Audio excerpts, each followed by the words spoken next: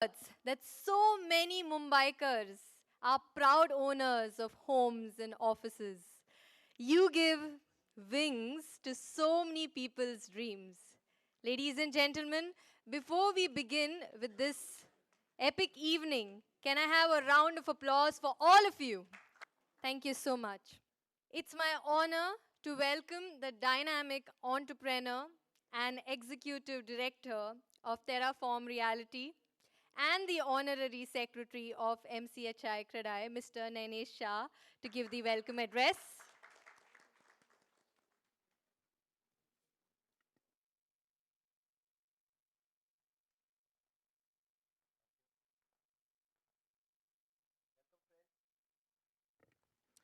Welcome, friends. I'll keep it very short. Reason is AGM largely is very close to the change of guard event which happened in the month of July. Hence, the major focus is gonna be on more of interactions where various units can come up with their presentations. Various units can discuss what they feel because it's all about MMR. It's just not the Mumbai. It's MMR region. So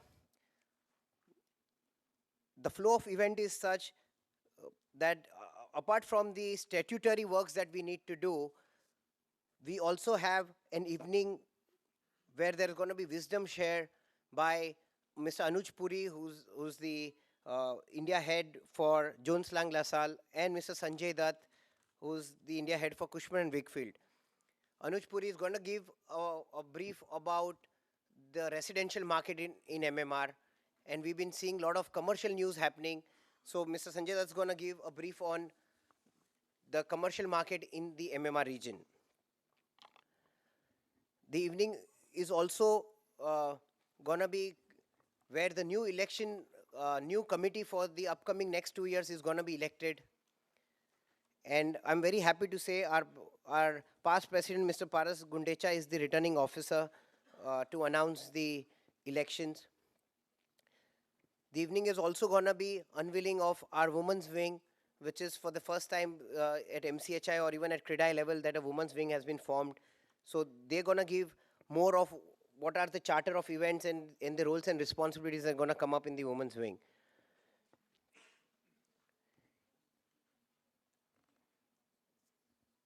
However, after the certain statutory things, I'll take you to a few of the things that the Secretariat has been busy doing for the last session. Maybe I'll start with the first agenda, which is to read and confirm the minutes of the 32nd AGM, which was held on 16th September 2014. Can I get someone to propose it? Rajni Bhai to propose it and Lachu Bhai to second it. So I'll consider it as read and confirmed.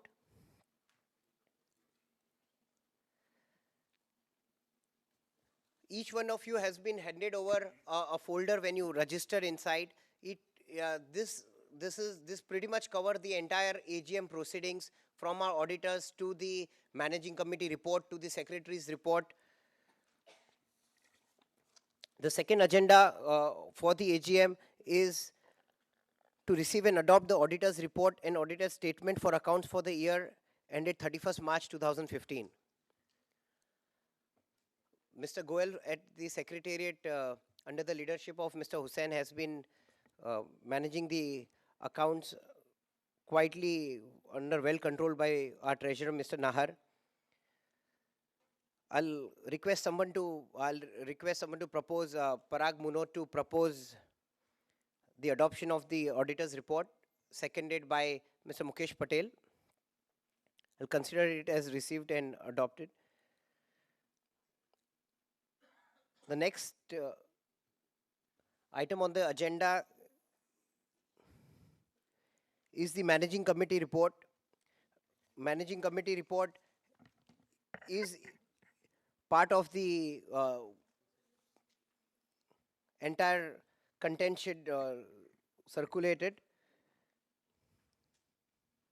It's on page 7.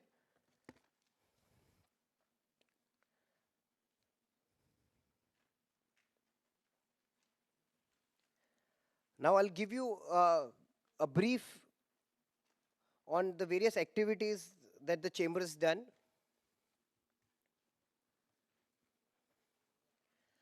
Uh, Most of these activities were covered in the change of guard event, and they're also there as part of the catalog. However, what has happened is we have seen the change of guard at the state level. The leadership has changed. Uh, so this managing committee has seen the transition from the old government to the new government, both at the center as well as state.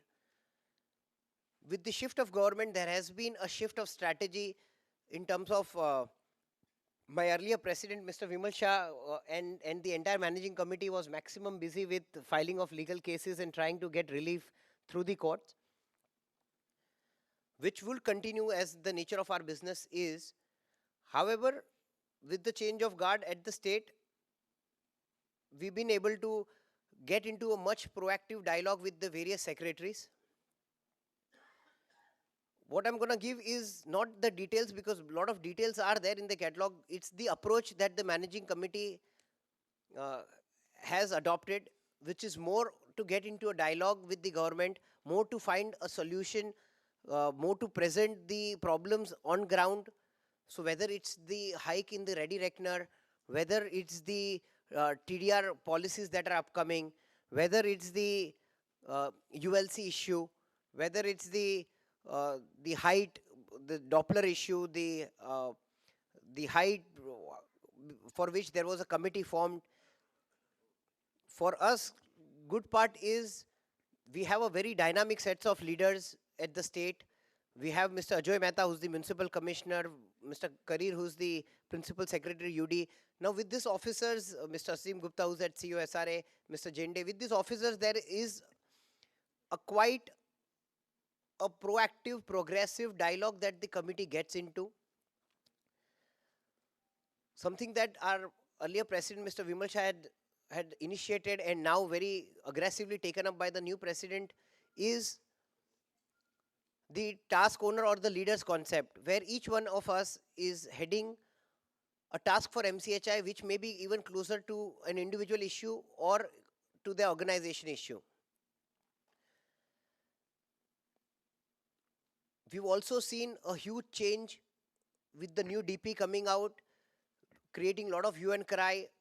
We have recently saw that 8,740 mistakes were rectified at the ward level. So clearly there is a state of flux. We have various big ideas floating around, whether it's the smart city, whether it's the homes for all, whether if it's the affordable housing,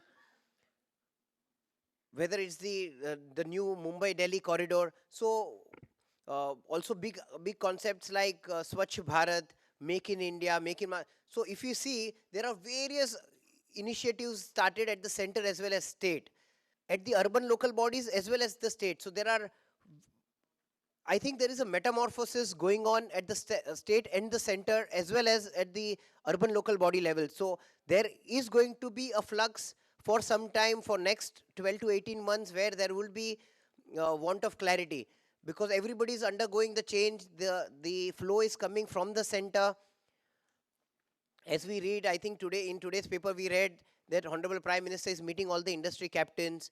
So what is happening is there is a lot of interaction, there is a lot of things which are happening, and of course supported by the leadership that we have. But the spoil sport has also been the global markets. So what is happening that we understand at the managing committee is there is no clear way forward. We have members regularly coming and telling us about clarity on whether estate issues, clarity on BMC issues, clarity on various other issues. But believe me you, there is going to be a scenario where over next 18 months there will be a flux. It's important to keep focusing on your strengths, to revisit your business plan, go back to your drawing board. Important to end up doing what you really like instead of being in a panic mode or something like that. But yes, there is going to be a tough time for next 6, 12, 18 months, where a lot of different models will come up, joint ventures will come up, synergizing will come up, probably going back to drawing board where we used to obviously we've come a long way from buying land on Google. We used to visit Google and buy land. I'm sure all of us have recalibrated that, but the value of money has come back to pre FDI days. That time 100 crores was spoken as if it can be arranged by anybody, and now again that same 100 crores have become the most premium. So it's come to a cycle where the industry is maturing, the industry is shaking up and finding its own level. So I think it's very important for us to understand our individual games as well and see. However, very interesting is, just like the dollar, Mumbai is again a very beautiful city where it's defying all the logic. No reason why dollar should not fail, but dollar keeps improving. It's a global currency. If you ask anybody, everybody wants to park their assets in dollars. Same way, compared to any other market, Mumbai is still, the MMR is still a very promising market. If you see, I was just recently reading a report by global investors. Again, Mumbai MMR is gaining grounds as far as the confidence goes. So there is a defying logic to it, but yes, so sooner or later, when the market improves, MMR will be first to get going. So largely, uh, that's what our understanding is. Once again, we request each one of you to be part of any or committee that you may like.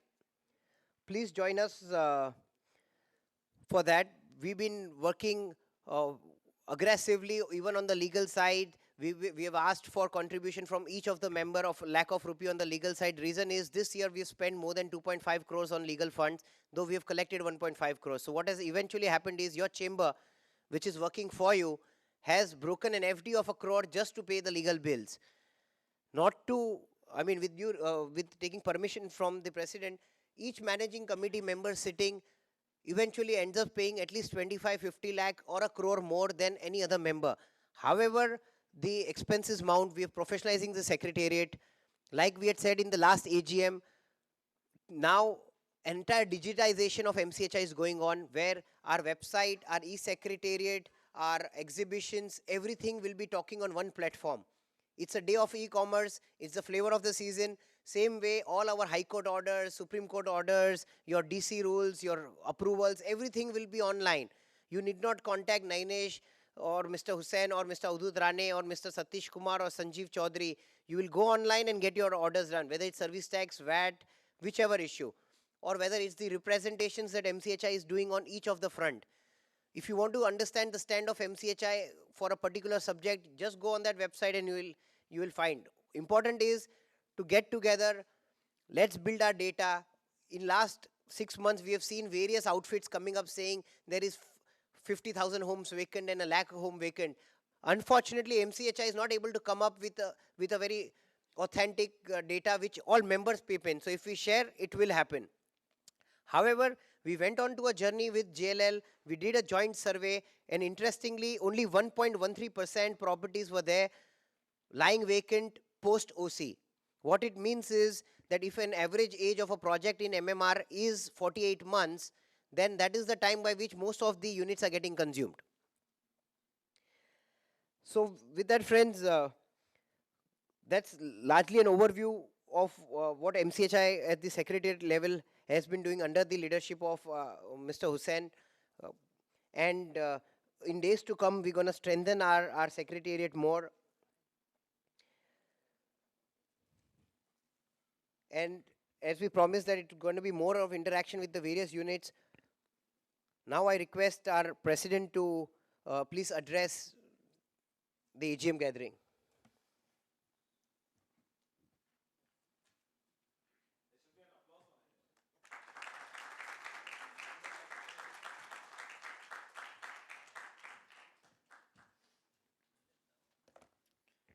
Uh, Thank you very much, Nainesh. Respected Rajni Bhai, Paras Bhai, all the past presidents who are not here. Uh, I've always said Vimal, who will always be my president, and all my friends.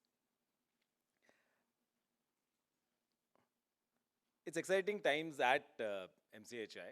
Uh,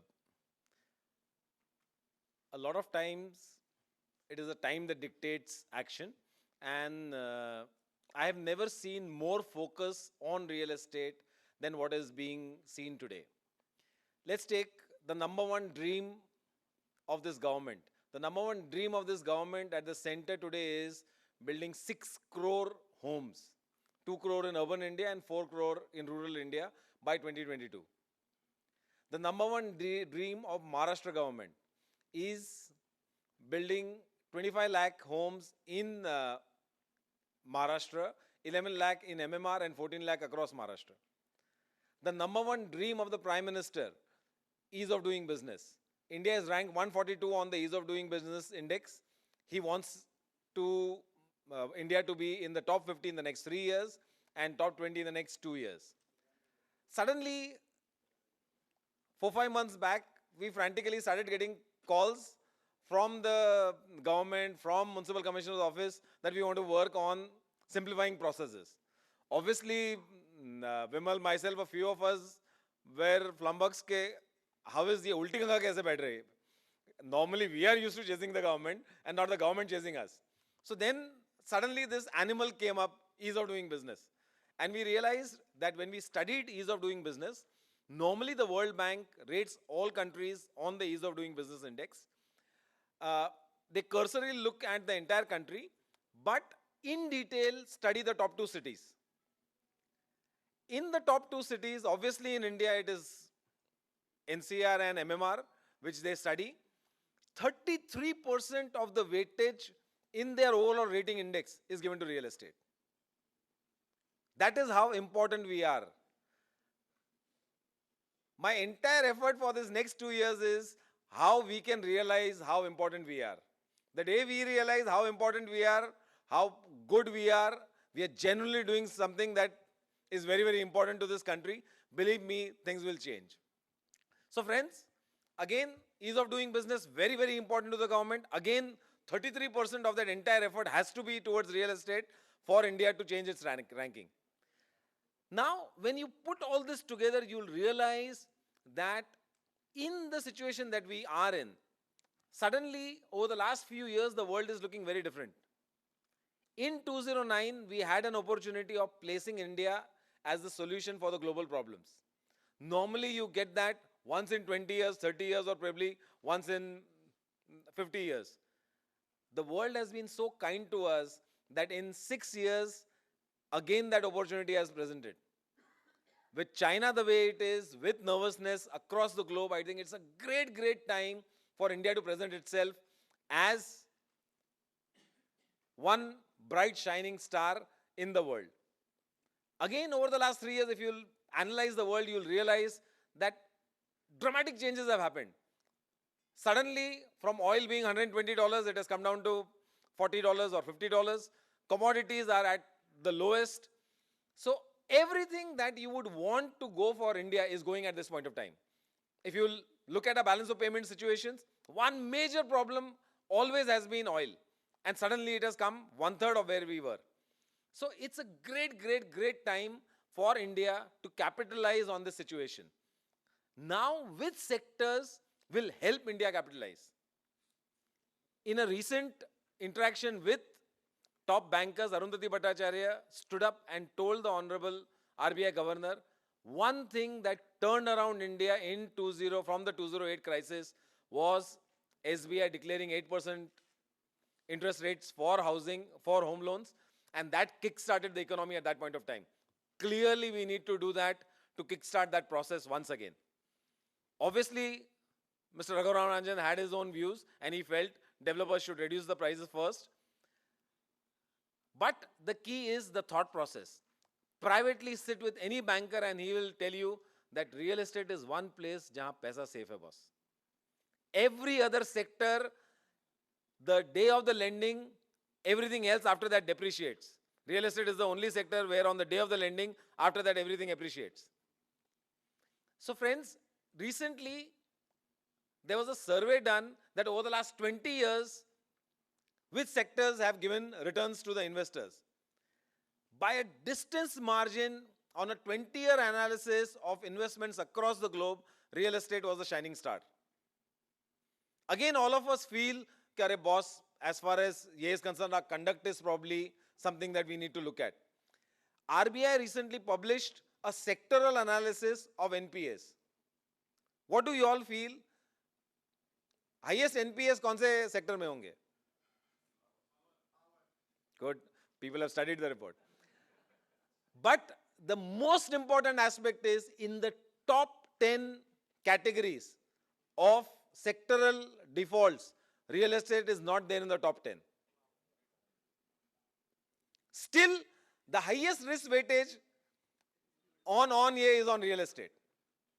मेरे को ये paradox ही नहीं समझता है कि एक simple, I think all of us are not as educated as some of the bankers and ये, but अगर NPA सबसे कम है तो risk weightage सबसे ज़्यादा कैसे हो सकता है?